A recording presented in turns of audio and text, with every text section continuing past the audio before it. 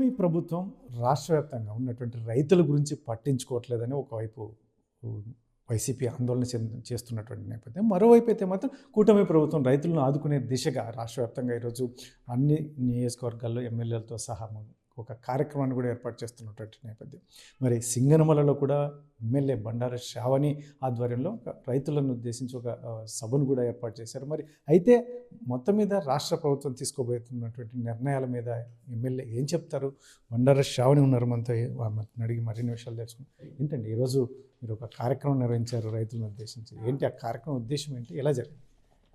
రాష్ట్ర వ్యాప్తంగా కూడా ముఖ్యమంత్రి నారా చంద్రబాబు నాయుడు గారి ఆదేశాల ప్రకారంగా అన్ని వర్గాల ప్రజలు బాగుండాలనే ఉద్దేశంతో ఈరోజు సూపర్ 6 పథకాలను ఎట్లా అయితే మనం అమలు చేస్తూ ముందుకెళ్తున్నామో, ముఖ్యంగా రైతులకు ప్రాధాన్యత ఇస్తూ ఈరోజు ఈ కార్యక్రమాన్ని రైతన్న కోసం అనే ఒక కార్యక్రమాన్ని దాదాపు వారం రోజుల నుంచి కూడా ప్రతి పల్లెల్లో కూడా ఉన్నటువంటి వివిధ రకాలమైనటువంటి చిన్న రైతులు కానీ, పెద్ద రైతులు కానీ, కౌలు రైతులు కానీ పడుతున్నటువంటి ఏమైనా ఇబ్బందులు, ప్రభుత్వం నుంచి మనం ఇస్తున్నటువంటి స్కీమ్స్ అందుతున్నాయా, అలాగే ఏదైతే రైతు మనము పంట పెడుతున్నారో ఒక అవగాహనతో పెడుతున్నారా?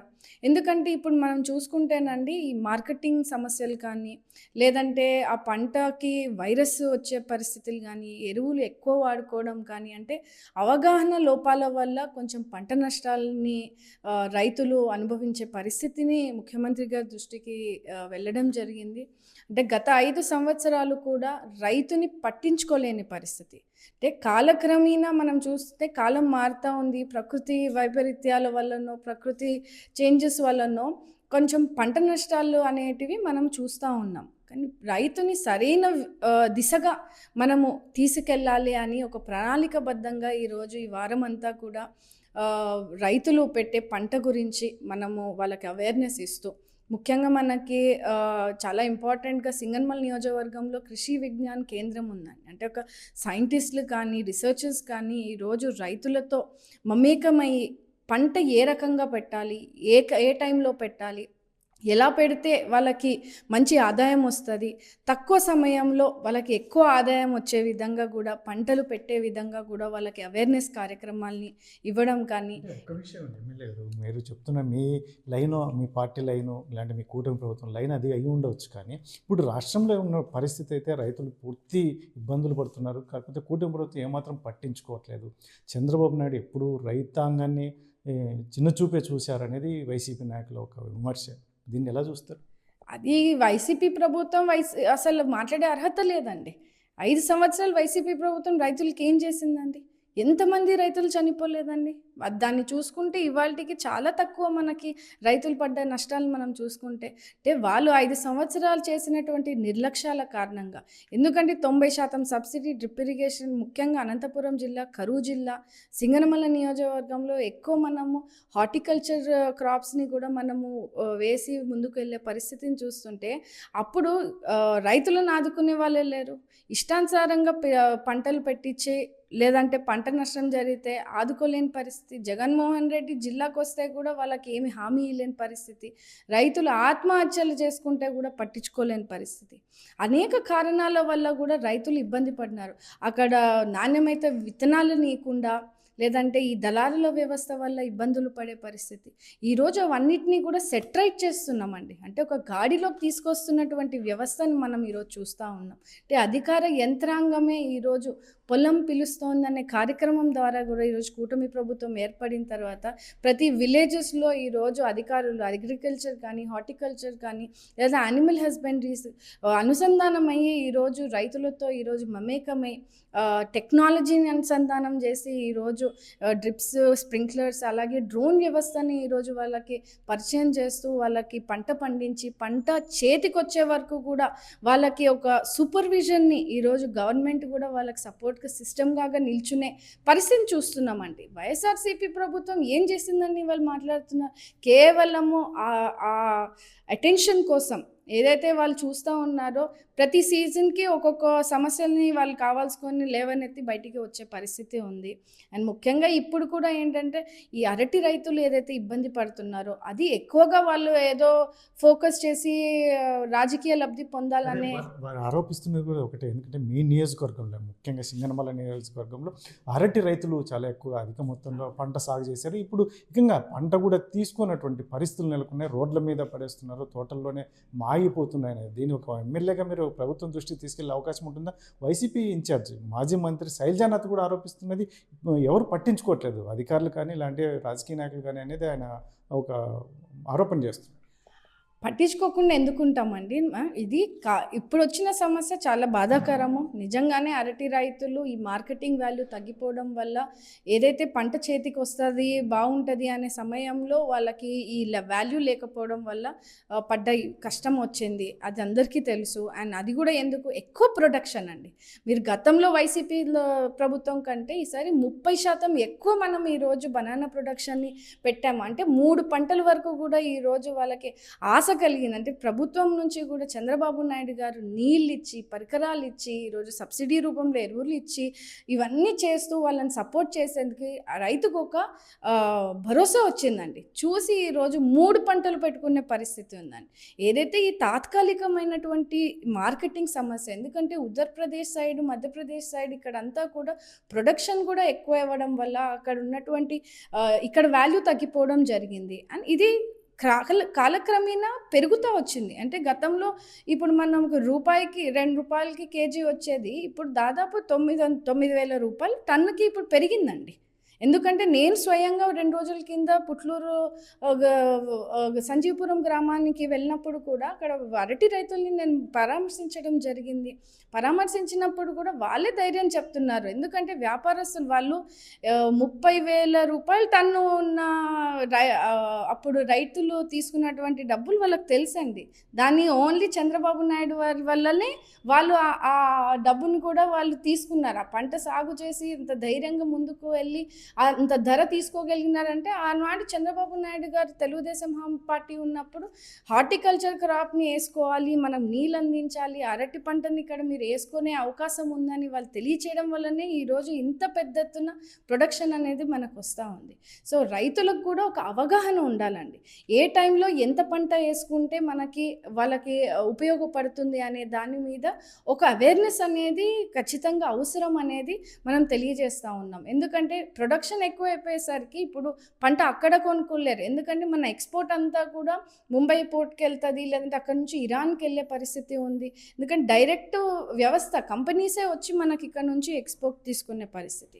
సో ఇలాంటి పరిస్థితుల్లో ఈ వైఎస్ఆర్సీపీ ప్రభుత్వం చేస్తున్నటువంటి హంగు ఆర్భాటం తప్ప ఎక్కడ కూడా రైతులు ఇంత పెద్ద ఎత్తున నష్టపోయినది కనిపించట్లేదు అనేది నేను చెప్పగలుగుతానండి. ఎందుకంటే ఒకటో పంట ఇప్పటికి ఇంకా 12,000 రూపాయలు 13,000 రూపాయలు నడుస్తుంది. నేను స్వయంగా వెళ్ళాను, మాట్లాడినాను, చూశాను. కంపెనీలు ఎన్ఎంఆర్ కంపెనీ వచ్చి తీసుకొని వెళ్ళడంని నేను వాళ్ళతో సంభాషణ కూడా చేశాను. కానీ ఈ తాత్కాలికమైనటువంటి మార్కెటింగ్ సమస్య ఏదైతే వచ్చిందో నెక్స్ట్ రాకుండా ఉండేది, మొదటిసారి వచ్చింది. ఎందుకంటే చీనీ పంటకు కూడా లాస్ట్ టైం అంతనే వచ్చింది, అట్లనే ఇబ్బంది పడినారు. ఇట్లా ఒక్కొక్క టైంలో ఒక్కొక్క మార్కెటింగ్ సమస్యలు వస్తున్నప్పుడు దీన్ని సెటరైట్ ఎలా చేయాలి? వైసీపీ ప్రభుత్వం ఏం చేసిందండి అప్పుడు?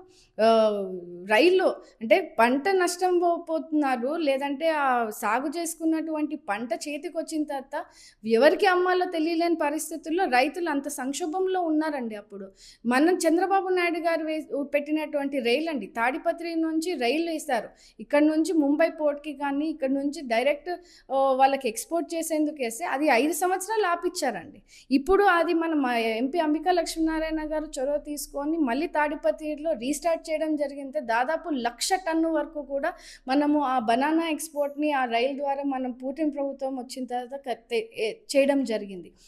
మాజీ ముఖ్యమంత్రి జగన్మోహన్ రెడ్డి చెప్తున్నది ఒకటి, అసలు కూటమి ప్రభుత్వం ఎటువంటి రైతుల పక్షాన నిలబడట్లేదు. ముఖ్యంగా వారి పంటకు గిట్టుబాట్లు, రేపు పొద్దున మొక్కజొన్న కావచ్చు, ఇతరత అన్ని అంశాలు కూడా పూర్తిగా నిర్వీర్యం చేస్తున్నారు.